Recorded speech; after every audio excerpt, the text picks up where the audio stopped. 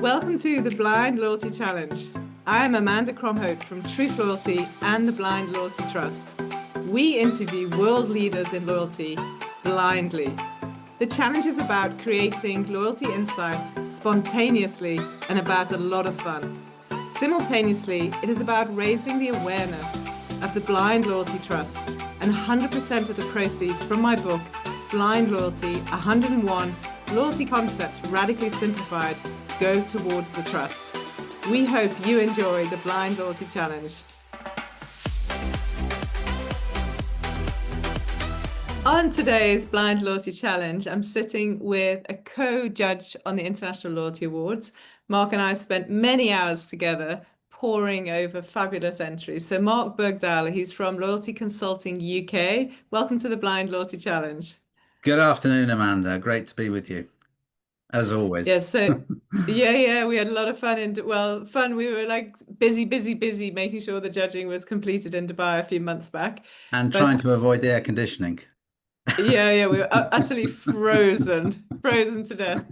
So it's actually a relief to walk outside into the warmth. So your first question, actually talking of being frozen, is from Scandinavia. So your Okay. first question is from Caroline Bergstrom from SAS, Scandinavian Airlines. Yep. And she left us with the question of what is the most costly investment in putting together a loyalty program? And in the book Blind Loyalty, chapters 91 and 92 talk about the costs of loyalty programs. So it's a beautiful question.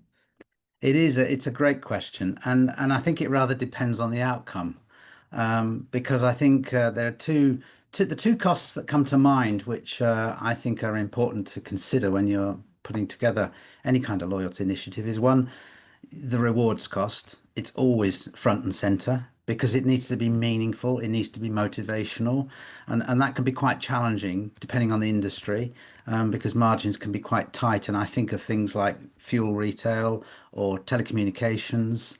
They're really tough industries. Primarily, I mean, and a lot has to do with the fact that those industries have the big issue of rewarding existing customers who can't or don't want to do more, and so therefore the cost of loyalty, getting over that hurdle and getting into the area of incremental revenue, is really difficult. But I think the other cost, which is very significant, is investment in data, and the more you do of that, ironically, the more you'll get out of it. So spend more in that area. That's Yeah, yeah. that for me, coming from a background of, because when people ask me what do you do, I very rarely start with the word loyalty. I usually start by saying it's data-led marketing initiatives is what we're into, because that's really what it's all about, in my opinion. Yeah, and I guess they'll probably understand it better as well. Or they'll be Correct. terrified and they'll run to the hills.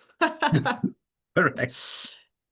So, Mark, my second question, given we spent a lot of time either on panels behind computer screens working on various categories in the ILA. What was your most memorable standout loyalty brand or experience that you judged at the ILA? Oh, yeah, you've really caught me there. I suppose really, that this is obviously influenced by what categories we were allocated. And if you remember, well, maybe you don't remember because you weren't on my group, as it were. We got Africa as a continent to judge, and a couple of other categories where they were not so strong, which really come to mind. But if I think of the Africa one, the thing that came out at me was the the sheer quality of the entries from particularly the South African market was Mm, incredible. I mean, you've got two or three programs down there which stand shoulder to shoulder with the best in the world, and that kind of surprised me because behind me, which you can't see because we're blurred out, is a map of the world of all the places where I've been. And Africa is a continent where we as a company haven't done that much work. We've done some work in North Africa, but nothing in the South at all, and certainly nothing in South Africa. So it was a real surprise to me to get a bit more familiar with what people like First National Bank are doing, ShopRite are doing. You clearly got some things to teach other geographies in terms of what you've done down there, which was really nice to yeah. see. Yeah, that's great. And I might cut this and play it for the South African You can, companies who come together. by all means, because it's sincere, that comment. And actually, it was the first time ever that sorry, I referred to the ILA. So for anyone listening, it's the International Loyalty Awards. That it's the first time, certainly in the many years I've been judging, that they've allocated a joint first with between FNB eBucks and ShopRite X as the best Yeah, programmer in Africa because we just yeah, couldn't split them, yeah, which shows the yeah, caliber of the two of them, yeah. whilst vastly different because you've got retail banking and retail grocery, but incredible. So great comment. Love it. Well, Love it, I love think it, love it. I think the other thing about that category was it generated so much positive argument about who Yeah. should win, and I think that's a testament to the quality of the judging as well. It was a really fun group to be in. Oh, there's one other I ought to mention that really blew me away, and that's sorry, Myers, sorry, not Coles, Myers. Slip of the tongue there. Myers down in Australia done an incredible job, and that really I'd seen the guy present at the previous year's awards. They're doing some incredible stuff down there as well. So a call out for them as Yeah. well. Yeah, my one program. So Rob Pope is in charge, and I actually interviewed Rob on Let's Talk Loyalty, Loyalty TV, and his interview is exceptional. So anyone listening to this who wants to also hear about Maya One, take a look on Loyalty TV or Let's Talk Loyalty. He really gives away some great insights on how they're running it, how they went from not doing so well into such a phenomenal place. And he described them as the engine room of Maya, which I just loved. And Well, they were obviously going great bust. use of Let's data. be honest. They were going bust for sure. Yeah, And it looks yeah. to me like that has really saved the day. And now Yeah. into growth, which is great. Yeah, stunning. Great, great, great. Well, you share this. I did admit to Rob that I have a loyalty crush on his program.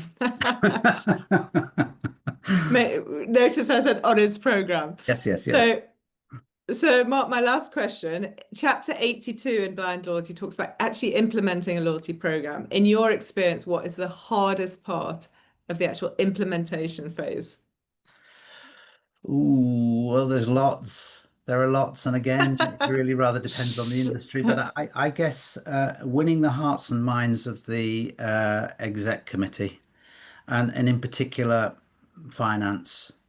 And that's where I usually go first is finance, is to get them on board. Because if you get finance on board, you've won the big battle. And I think the if the executive is not on board, you're wasting your time. And in fact, that's what I would tell my customers. If the executive is not on board with this, forget it. It's just a Yeah. marketing initiative, and therefore it will not sustain itself and will not Mm. deliver any results that they're looking for. Because another good question that people ask me is how many people should you have to run a loyalty program? And now, obviously, that depends on the organization, but my response to that one is always, well, as few as possible, because actually it should be a part of everybody's job. If Mm. everybody's not on board, from the frontline staff telling customers about the proposition and being the advocates for the initiative, through to the backroom boys, and analysing the data, everybody's got a role to play in the organisation, and therefore having dedicated people in the loyalty team. Yes, you need a few, but you don't need armies of them. That's for sure if you're doing it Yeah. correctly. Yeah, yeah. Love it. Love it, love it, love it. Great. There you go, Mark. You sailed through. Sailing, sailing. So quick. I know it's gone before you've even started, but most people are like, whew, thank goodness. Okay, so what question would you like to ask of anyone on the Blind Loyalty Challenge? Okay, well, I have two. I always got Oh, two. two questions. I got two Great. questions, so you can go with either. I think the first one would be it's all I come from a background of IT and in the banking field actually, and we mentioned FNB in South Africa, and I think they're one of the few organisations that do what I call joined up loyalty. What another way I call it is bank-wide loyalty. So rather than focusing on how your credit card is used or how your Yeah, a debit card is used, or some of these classic ways that banks have implemented certain loyalty initiatives. It's always been my view that they need to take a step in the direction of looking at the customer across the organization.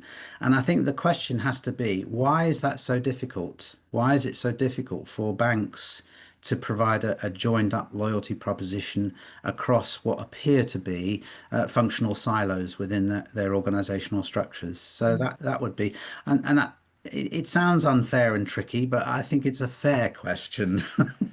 So Yeah, that's so do my I. I love first it. one. That's my first one. My second one is um, back to my Tesco roots actually, because I used to work for dunnhumby many years ago, and they continue to astound me because to me, I think they're not necessarily headed in the right direction with some of the things that they're doing lately.